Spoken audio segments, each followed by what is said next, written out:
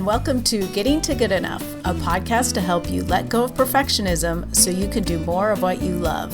I'm Shannon Wilkinson, a life coach in Portland, Oregon. I'm a recovering perfectionist who's getting better at good enough. And I'm Janine Adams, a certified professional organizer in St. Louis, Missouri, and I'm lucky enough to be naturally good at good enough. And today we have a special guest, Geralin Thomas of Metropolitan Organizing, and we're going to be talking about the challenges people face when starting a business. Hey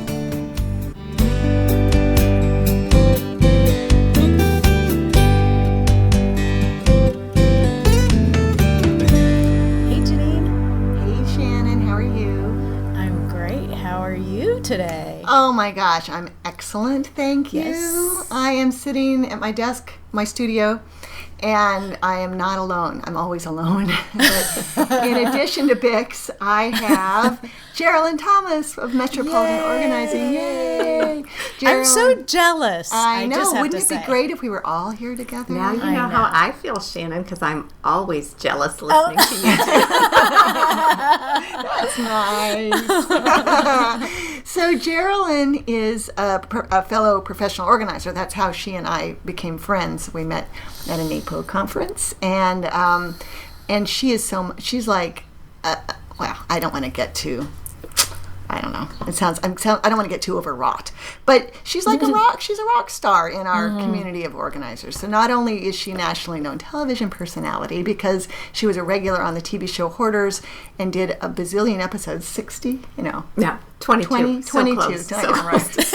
I really 2060, same time. No, 22, Yeah, right. 22. Episodes of Hoarders, can you imagine? And but now her what she's doing primarily is coaching people who are starting new businesses. Particularly, she does a lot of coaching of professional organizers. In fact, today she had 3 organizers from St. Louis area come to my home, and where she gave them each a 1-hour coaching, or she sold them each a 1-hour coaching session. So I said, "Hey, want to be on the podcast too?" And she was actually excited to do it.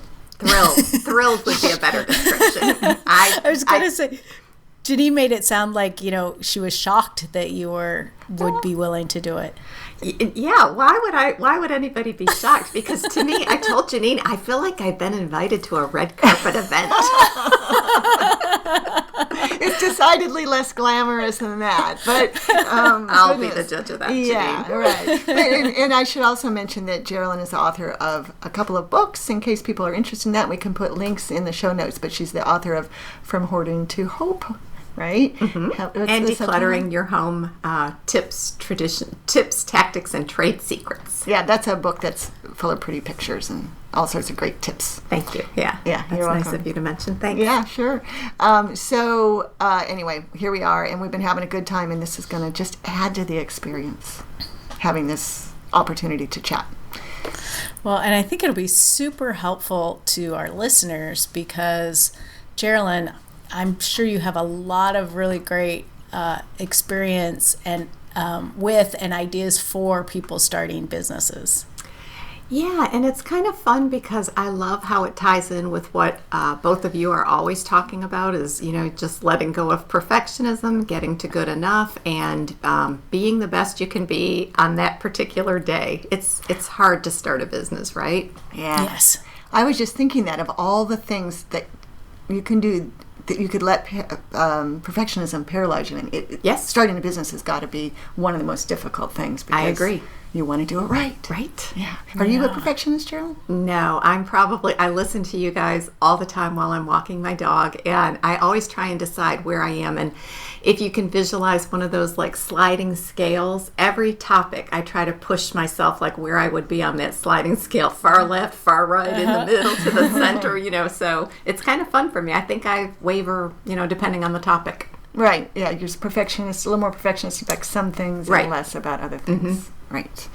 Well, and do you find that a lot of your clients, your coaching clients, have perfectionistic tendencies? Oh yes, and it depends. And I think it's something we all relate to because what one person wants to be perfectionistic about, the other one maybe not. And I always say the kissing cousin to perfectionism is procrastination. So people get stalled out, and then it's trying to figure out why they're stalling. or procrastinating. Right. And I just feel like jumping in, and I neglected to say that Geralin lives in North Carolina, so she has fun little things like kissing cousins, and she sprinkles conversations with things like that. Janine constantly reminds me I'm not from around here when I'm in St. Louis.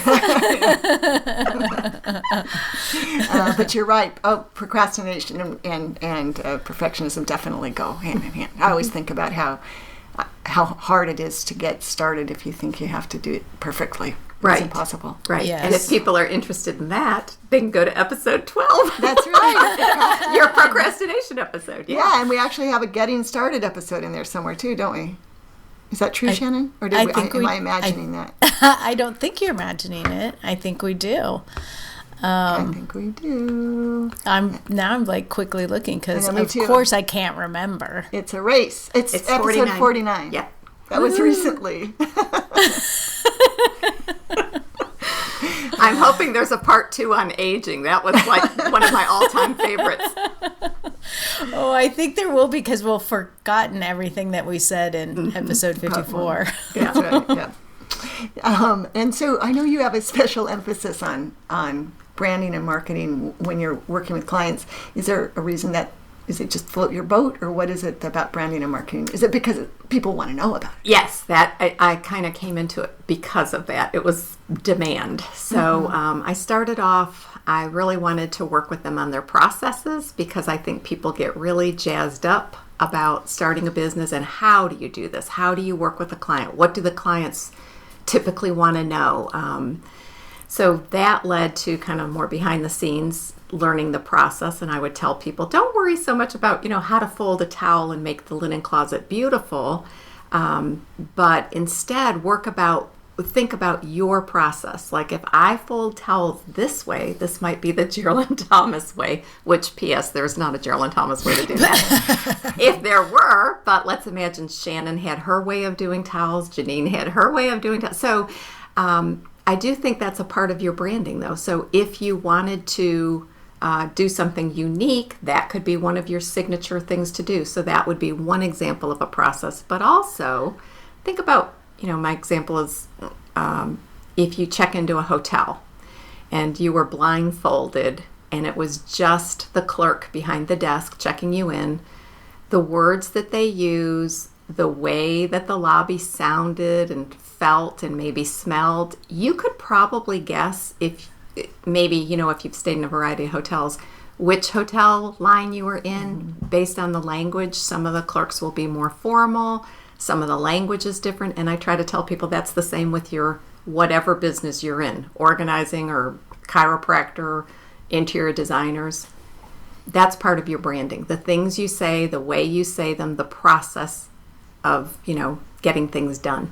Sort of the experience that you create for a client. Yes, absolutely. So you work primarily with service providers. Yes. Right. So they are creating experiences. Right.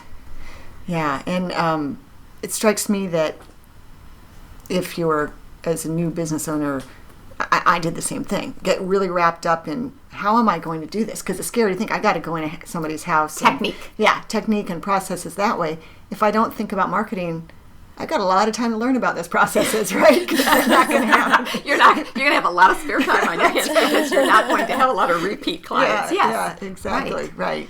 Yeah. So do people get perfectionistic about marketing and branding? Oh my goodness, yes. Right? And they tend to want to do what they consider the fun things. And for a lot of business owners, the fun stuff is the visual part of branding, not necessarily marketing.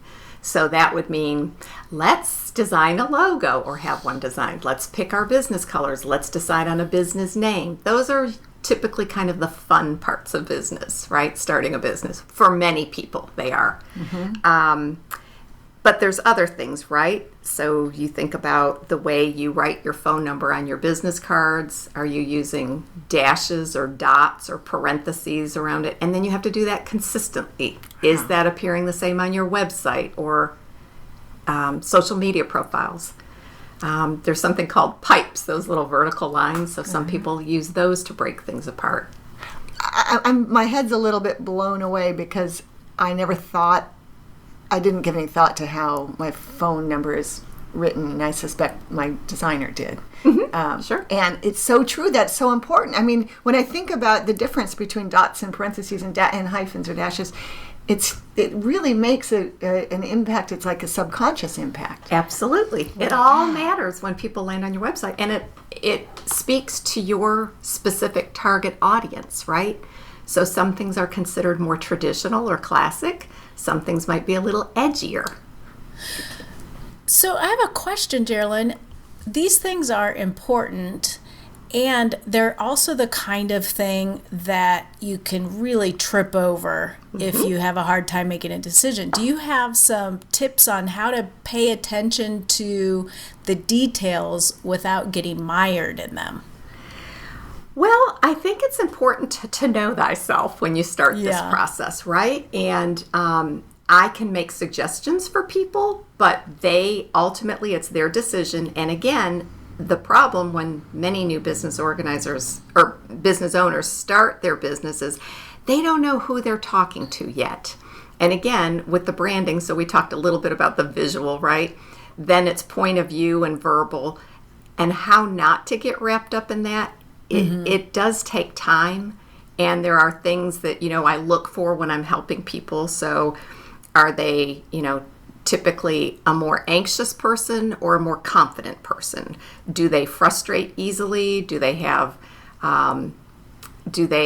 learning curves that they adapt to quickly? Like, what throws them off? Is it the technology or the design part of it, or colors or theories, or some people are just overwhelmed and don't know where to begin? So again, going back to procrastination or perfectionism.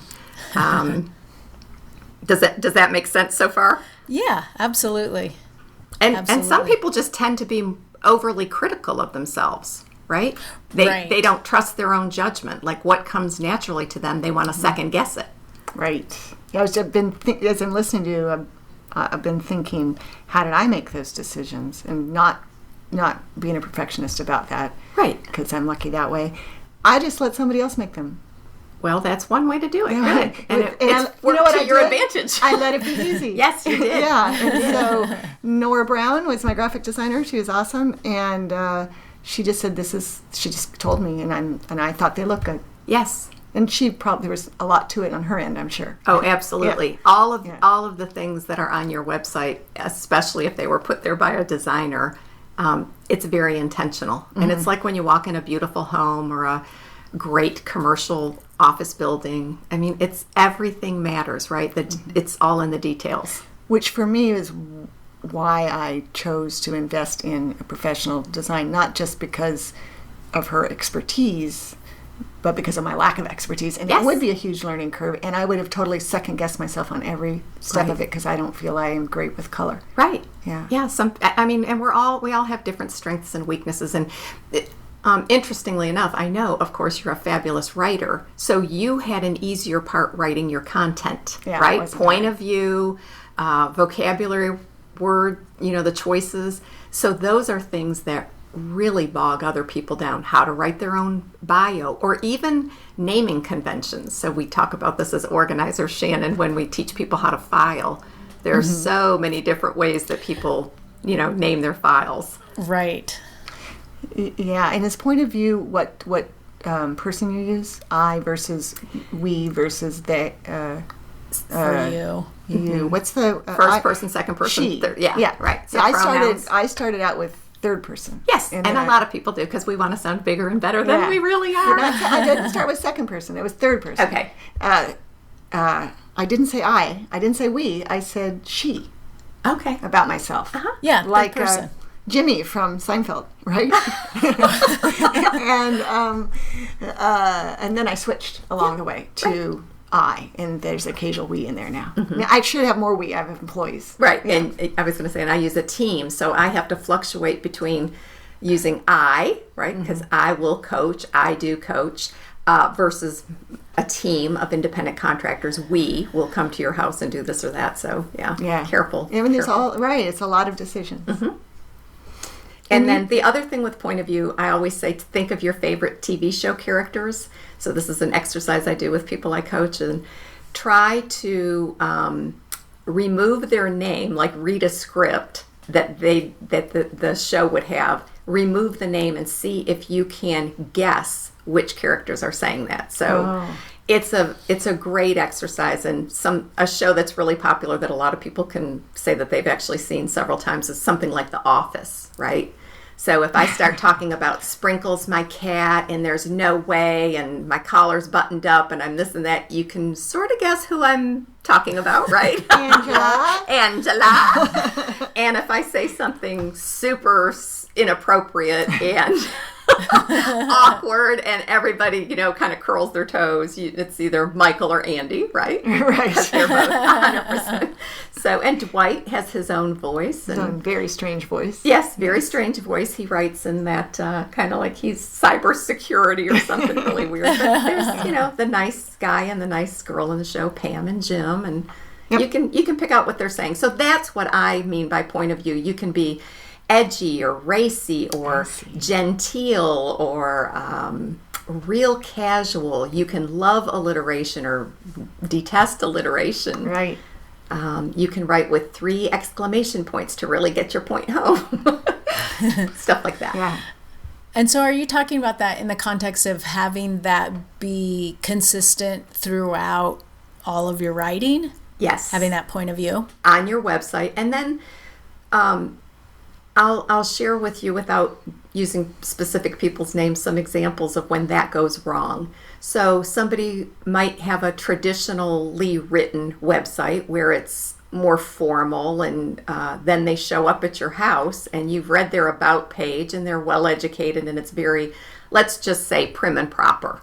Mm-hmm. And then they show up and that is not what you were imagining. So they might look completely different, like covered in tattoos or something. Just whatever you consider edgy or untraditional. Mm-hmm. So they might be super casual with their language one-on-one, or their appearance might not match what's written on their website. So you want to make sure it's kind of covering all your bases.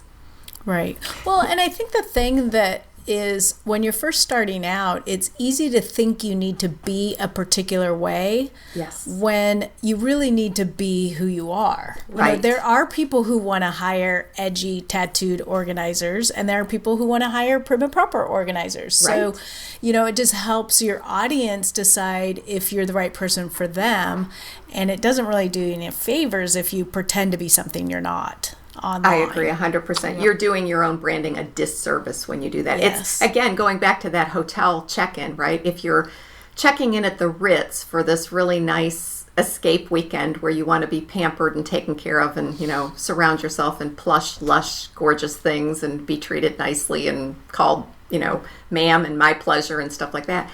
But instead, you're given a warm cookie and called by your first name. It doesn't match, right? It doesn't line up. Yeah, and it's the same thing, like if you manager. check into the Ace in Portland and you want the hipster experience, if someone, greets you very formally and doesn't chit-chat with you, it's not the experience you're there after. Mm-hmm. Exactly, yeah. Opera at the coffee house, not going to work, right? Yeah. And that's one of the reasons I started blogging when I started my business. I could blog because, I was a writer before I started my business, so it was easy for me. But it was really because I wanted to be as authentic as I could, because I'm naturally messy. And so I didn't want people expecting a really buttoned up type A person when I showed up at their house. Imposter syndrome, right? Uh-huh, right. I did not want that. And so blogging and just really trying to, I think I was quite honest in my blog posts, although I haven't read them in a long time. I'm sure I was. You tend to be. So. I tend to be honest, yeah. But I really hated faking anything. Yes. I hated that. So for me, that was part of my branding was, I think, in a way, was that authenticity. It was just like, look, I understand. I know. Right. I know what it feels like to be surrounded by clutter. Right. And one of my favorite questions to ask new business owners or new organizers is, were you born organized or did you learn to become organized? And you have forever said you became more organized. Right. I say, though, that I'm organized in my head. I was always the most organized until I became an organizer and got surrounded by really organized people. Mm-hmm. I was always the most organized person at work. Mm-hmm. Organized in my head, but I'm just a pig. Comparison, the thief of joy, right? Right. Geralin and I are roommates at conferences, and so she knows that when she rooms with me, it looks like a bomb went off in my suitcase. I adore it. I love every minute of it. Hit me with your shrapnel, Janine. And so when she came here last night and she got at her computer and stuff and we were upstairs and she's staying downstairs, I said, you're encouraged to just leave your stuff anywhere, please. By all means. Trash my house, please. Yeah. Now I forgot where we were. That's all very interesting, Geralin, because I have to say that I don't give a lot of thought to branding and marketing despite the fact I do okay. Mm-hmm. You do better than okay. She's being modest, Shannon. Very modest. She is being modest. Right. But you know what? I think that you are your brand in that you are authentically you, which is your brand. And so, like, you know, we could reverse engineer it to see, you know, sort of how you got to where you are. But I think that your consistency comes from choosing to be forthright in who you are. right. And so really the only reason that was not an effort to get you guys to say nice things about me. But it worked. It worked like a charm. The reason I brought it up was I was just going to say since I don't think that much about this stuff, I didn't really think about the fact that all those things that you mentioned are part of branding. Mm-hmm. Like, I mean, honestly, the whole business card, phone number, or not just the business card, but the whole tip of the iceberg, Janine. Yeah. Tip of the iceberg. Yeah. And I can see when I started, I would have loved to have had been able to hire someone like you. I didn't know about anybody like you. I mean, you helped me a lot when we met a couple of years later. Thank you. Yeah, oh, you're welcome. But yeah, that's really cool. And I bet, do you ever find yourself when you see you have a client and you've given advice and you're waiting for them to act on it and they're not acting on it because they're freaked out or because of perfectionism? Mm-hmm. Do you just want to shake them? No, I never want to put my hands on and shake them. Okay, good answer. Yeah, that has never even crossed my mind. No, I think that people kind of come along, and I like to kind of plant the seeds and germinate those seeds, let them germinate, but we all have to take the authentic path that's right for us, and I do have faith that people end up where they need to be when they need to be there, when they're ready to accept that, right? And it's like our organizing clients. Absolutely, Yeah. right. And your coaching clients, right, Shannon? Absolutely. Yeah. And you guys know this, right? Prioritizing is a really difficult thing for probably half of the people that seek help on any level, right? Prioritizing, what do I do first? How do I get started? Mm-hmm. Definitely. And is it, when you offer advice on prioritizing, does the advice vary based on the individual situation? Or can you say, really, the first thing that most new organizers should do is X? Well, I think for certain industries, there's an order of operations, right? So you want to make sure that you're covered legally and doing the right things. So you don't want to set yourself up for a disaster.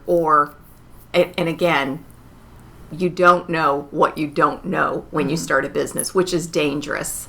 I'll share a not so dangerous example. When I first started is I thought I was going to be the world's best filer. Like, I really saw myself as the filing champion.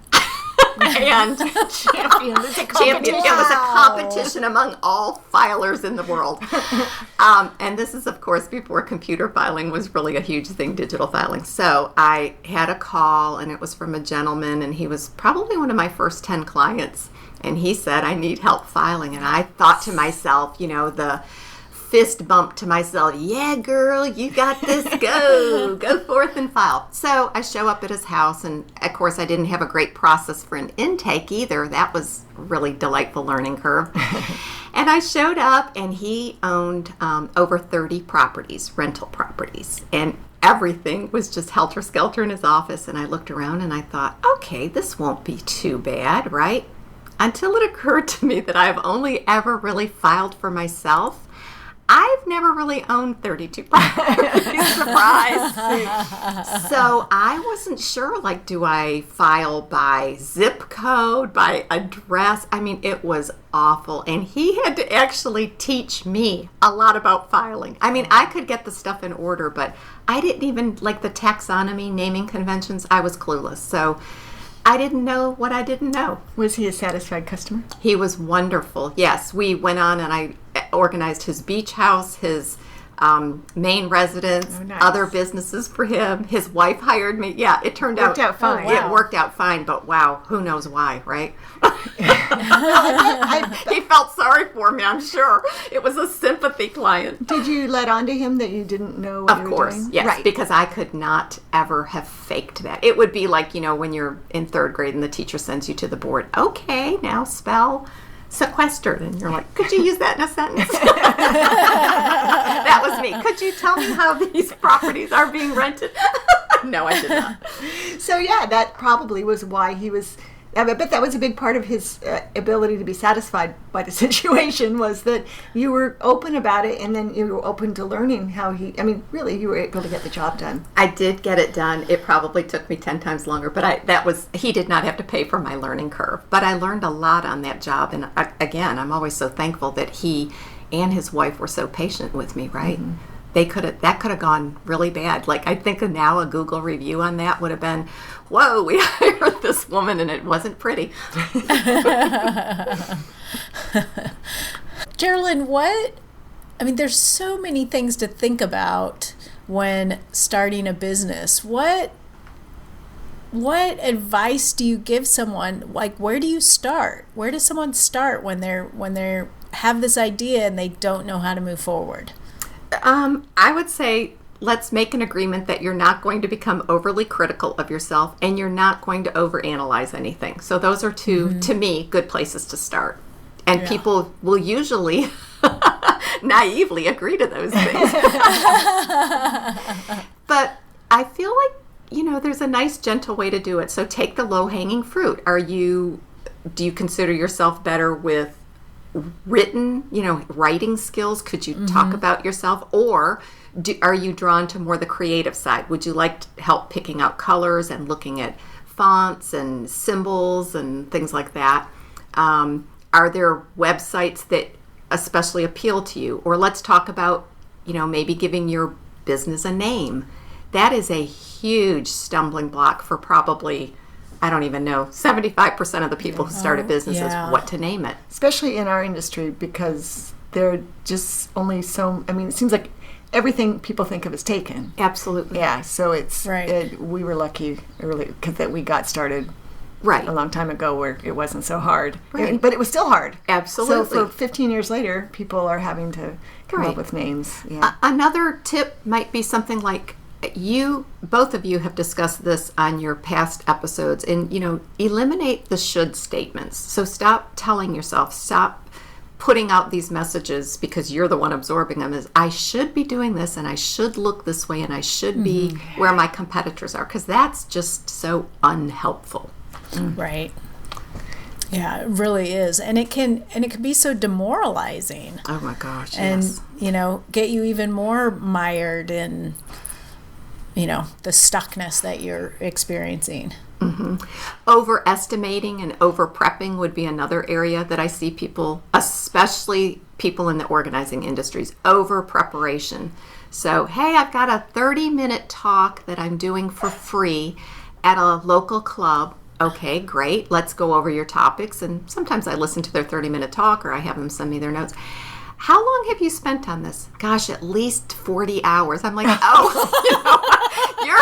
you're more than ready for this, okay? So trying to just stop the over prep or when at client sessions, I remember I used to overthink so much about it and bring along all these things that I didn't need even now I think I know how it's going to go. And I just said that to my team member the other day. Yeah, this is what I think, but at 50% chance it's not going to go like that. Right. But, yeah. Right. I just want to interrupt. I don't know if you can hear, but in case you can, Shannon, Bix is having a dream. Is he? Yeah. He's dreaming of his new business. That's right. Yes. Yeah, so he's making those dog dream sounds. Oh, that's so cute. I couldn't hear him though. Oh, okay. Well, just in case I just wanted to explain it. It might come up on the microphone. Yeah, it might come through. Yeah. That's cute. So when Shannon asked about where to get started, your responses were, I think, focused on branding and marketing. Yes. Is branding and marketing where they should get started in general? Besides, I mean, there's the legal stuff. Picking a name, right? Picking a name, doing the legal stuff. So is picking a name part of marketing and branding? It seems like to me like it would be. It's a huge part of it. Okay. Yes, Yeah. absolutely. Right. But making sure that your name's not already in use, of course, that's big. And if the name that you're thinking of has been trademarked, definitely let that idea go. So a lot of people don't even understand what trademarking is, right? Mm-hmm. So there's that hurdle to cross. But I always, share with people some examples of naming. My own business name is Metropolitan Organizing, and I was so proud of that business name that I used it for everything, every email when I signed up for things like Netflix. And oh no, it gets better. That little clicker remote thing you hold in your hand and you click. So my emailing address is gthomas@Metropolitan Organizing when you're logging into Netflix. Oh, yeah. That's a really great example of when you don't want a big long business name. Mm-hmm. Yeah. I'm the same way. It's possible I cursed Janine's email address when I was using her login for Hulu on my Apple Boo-hoo! Boo-hoo! Tell us a little bit about that, Shannon. I mean, not that I'm using someone else's login. Right. No, none of us would ever do that. But if by chance I asked you to log in for me so that you could watch something, you would actually curse me for having a 75 letter. No, but Mike had to leave the room because, it beeps every time. And he's like, what are you doing? It's crazy, right? Yeah, if we knew then what we know now about those email addresses, right? Or even social media, right? Like Metropolitan Organizing. People write checks. They can't. I feel really like I should be on Wheel of Fortune. Like, by a vowel, there's another O in there. Metropolitan. Yeah, and I'm Peace of Mind Organizing. So people want to write PIECE. Oh. And so it's always Peace of Mind Organizing. That's PEACE. Yes. I mean, saying my email address. You do something great with your business name, though. Your business name actually tells people what a benefit that they have from working with you, which I think is a beautiful thing. Yes, that is good. Yes. Metropolitan Organizing doesn't quite do that. They have no idea. Metropolitan Plumbing, Metropolitan Opera, Metropolitan Art Museum. Yeah, there's nothing. No clue what I'm doing. Shannon, what do you call your business? It's just my name, just Shannon Wilkinson. Where did you get that idea? It just came to me one day. Good.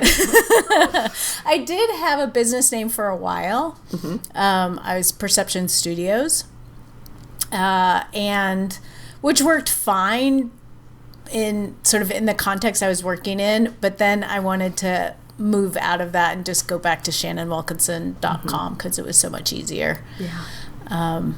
But it's an easy way to get started. That's for sure.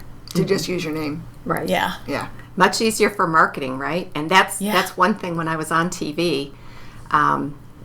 After Hoarders, I learned nobody in the world was Googling Metropolitan Organizing. But lucky for me, I have a unique name with a unique spelling. So people remembered my name, and that now still comes up in searches pretty easily. Yeah. Yeah, you and our friend Standalin Robertson. Yes, Standalin Robertson and Geralin Thomas, two names that are unique in the organizing industry. Yeah. Whereas there are many Janines in organizing, which is so weird because there aren't many Janines in my life generally. Like I've always had a unique name, but I can think of like 6 off the top of my head in whom are members of NAPO. It's crazy. It's an organized name apparently. Mm-hmm. Oh, that's so funny. Yeah. Huh. Well, this has been really helpful. I'm thinking about like people who want to get started, and what always happens to me is I listen to something like this and I'm like, oh, that's all perfectly clear, and then I go off to do it and then I'm like, what? I don't even know where to start. So what would be confusing? Because I want to share like a little something to keep in mind for anybody who might be listening that is starting a business is I think of starting a business as if you are driving on a really dark road in fog or a thunderstorm or something like that, and you have your headlights on. And the headlights are great for the next few feet, several feet in front of you, but they don't illuminate the whole path, right? You can't see the whole way home. And I think that's the same when you start a business. So spotlight a couple steps in front of you, take those steps, keep moving forward, and I think it's no need worrying about everything at once. Right. I think that's excellent advice. And small businesses usually can be nimble enough to make changes as their needs and perceptions change. Absolutely. I think it's also useful to commit to something, make a decision, commit to something, and stick with it for a period of time and then adjust it, as opposed to trying to constantly make adjustments so you never actually settle into anything to see if it's working or not. Absolutely. That's important as well. And the flip side of that is decide that the can't think of the words. The path you're going to take is set in stone, right? You don't you're not making a decision that you have to stick with for 5 years and then decide whether or not to change. It's very organic. Yes, get that it'll sweet change. spot in the middle. Right. But you're right there, Shannon. Stick with it for a little while so you know. And if you can, I suppose, maybe you help clients with this, figure out how to measure the success before you start it. I mean, come up with some metrics so that you can evaluate with things like branding and marketing. Right, right. So, there's all kinds of metrics. Mm-hmm. And again, that's another learning curve though, right? So one of the things another question I like to ask people is, what have you done in the past that you're really proud of? And this could be for anybody listening, even if you're not a business owner. So, what are you most proud of? And I remember, being asked this years ago at I don't know, it wasn't an icebreaker question, but it was one of those kind of thought-provoking moments. And my answer, I don't think, has changed over the years. I'm really proud. I mean, set aside family and all that, set aside the personal stuff, but business-wise, I'm proud of the leadership roles I've taken on, and I'm proud of my volunteer contributions. So, and then ask maybe what you regret. And you get all kinds of fun answers with that one. Are you going to share? No. No, why don't one of you take you're the host. I bet listeners would love to hear what y'all regret. I can tell you one of the things that I regret is that that I didn't just take my own advice that I gave, that I've spent a lot of time flitting between possibilities and never really going into it. And I'm thinking in terms of marketing and stuff, like I'll be like, oh, I should be on Facebook, I should be on Instagram, I should be on Twitter, and like go, instead of like really sticking with something for long enough to tell whether or not it's useful. Interesting. So would you overall say that maybe social media is a regret? I wouldn't say overall it's a regret. I would say that I both put too much what's the word I want? I gave it too much power and not enough, if that makes sense. Like, I expected it to do things, but I didn't actually work it in the way that it would be able to do anything for me. Oh, interesting. Yeah, I like that. While Janine's thinking of her regret, because let's hold her feet to the fire. I can see her eyes are like there is almost smoke coming out of her ears right now. That's a good one. I'll tell you, I think that my regret would be constantly reworking things that were good enough. Like there was no reason for me to just keep working them and work, but I find that I will do that, and that could be perfectionistic, I guess, but I don't know why. And there's that art of being busy that makes, I think back then it made me feel better to be busy than doing nothing, but that was totally, it was good enough and I should have just left it. I mean, because time is valuable. And, yes. We can waste so much time. Right. I thought of my regret. Oh, let's hear it. Are you ready? Oh, yes. I can't remember when this was, but it was in the first 5 years of my business. some salesman got a hold of me back when I answered the phone, and he sold me for $1,000, which was a lot of money for me. And a new business owner. Wow. Advertisements at gas pumps in the posh part of town. You can laugh. And she's cracking up. I got literally 0 calls.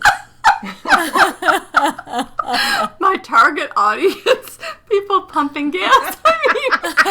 Wow. And it was, at least it was in a certain part of town, but Yes. still, yeah. Oh, Wow. What a shame. Well, and that that is so funny because, we don't pump our own gas here. So I'm like, who would even see that guy that? would not make any money in Portland or in Oregon, right? Right. Wow. I'm happy you shared that, though, because actually that's a good lesson for a lot of people, That is a right? good- Yeah, that's going in her next PowerPoint, I bet. Yeah, with her face. And maybe a gas pump next to it. Oh, geez. Will that be unleaded or premium? Yeah, but I don't have a lot of regrets in general, I don't think. I would sort of took a slow and steady approach to my business, I feel like. Yeah, but who knows? It's probably just my perception. Yeah. But yeah, that was a good one. And I tell people about it, obviously. Yes, right. I'm embarrassed, but not ashamed. I've never heard that before. You just don't remember. I don't think you've shared that either. I don't think you've shared that before. I would remember that. I'm siding with Shannon on this Yeah. one. I've shared it with my colleagues locally. I definitely have told them, like the newer organizers, don't fall for this. They're like, yeah, no problem, Janine. We wouldn't fall for that. I had a client who did, this is kind of in the same vein. She paid for advertising inside shopping carts at a grocery store. And the other, she didn't realize it would be a 50-50 split. So half of the little thing inside the shopping cart was her ad, and the other half was wine. And she was a recovering alcoholic. So that was not good, right? Not part of her branding. Not part of her branding, not part of her personal, system. And she just learned to always ask, right? Who else is on the page? How big is this? Yeah, that's a valuable lesson. It's that a she took huge forward. lesson, right? Yeah. It's nice that you get to hear all this stuff, Geralin, and we all get to benefit from it. Everybody else's mistakes. Yeah. I have great clients. I love the people I work with. I really do. Yeah, that's nice. Well, this has been fun. Hasn't this been fun? Time has flown by. Very fun. Yeah. Do you think is there anything else that you wish we would ask you? No. Pointy points. You're done. She's out of here.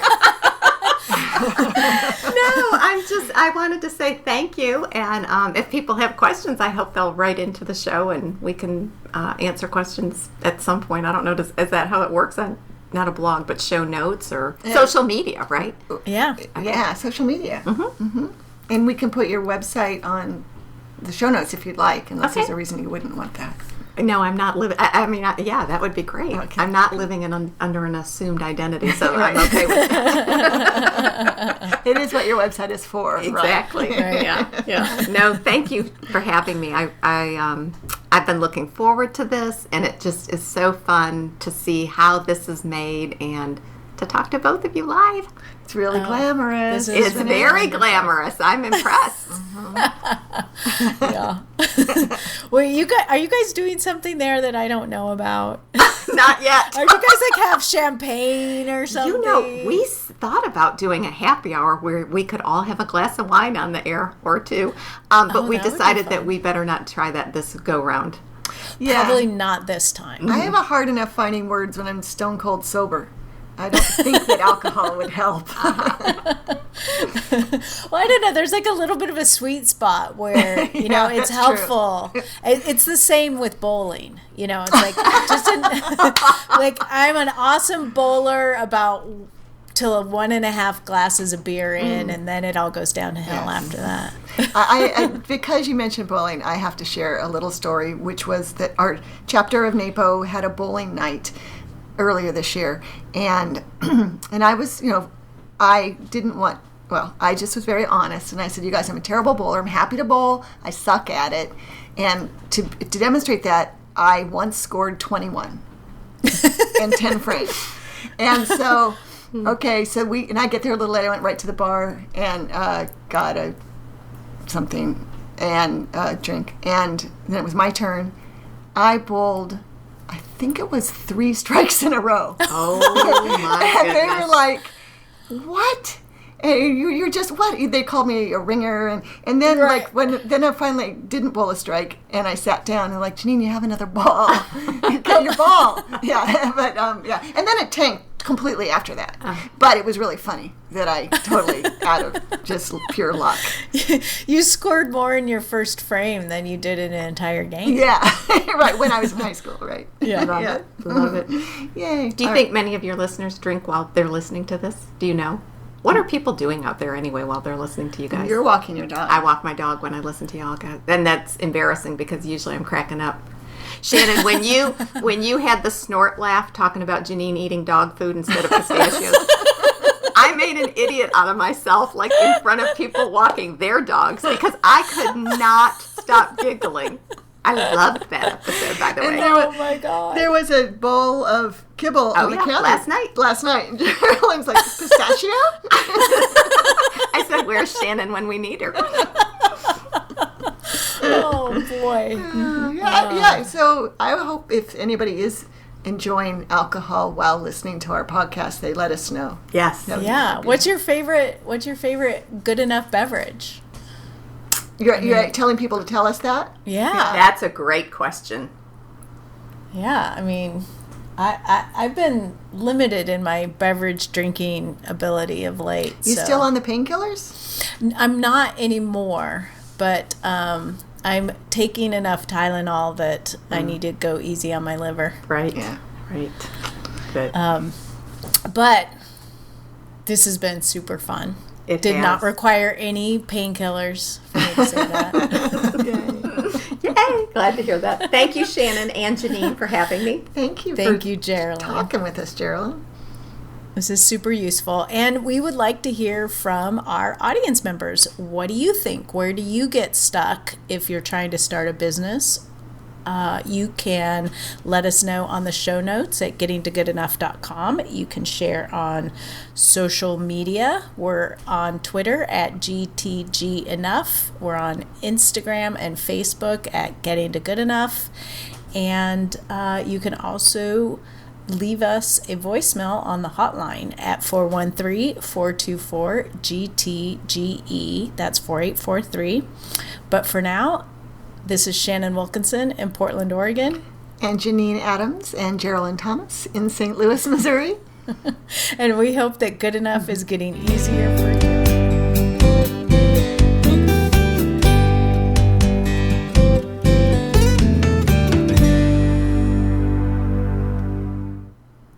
Did you eat a dog kibble pistachio last night? No. She tried. She tried, though. Bix, I hand-fed Bix all of them Oh. to keep them from Janine. One by one.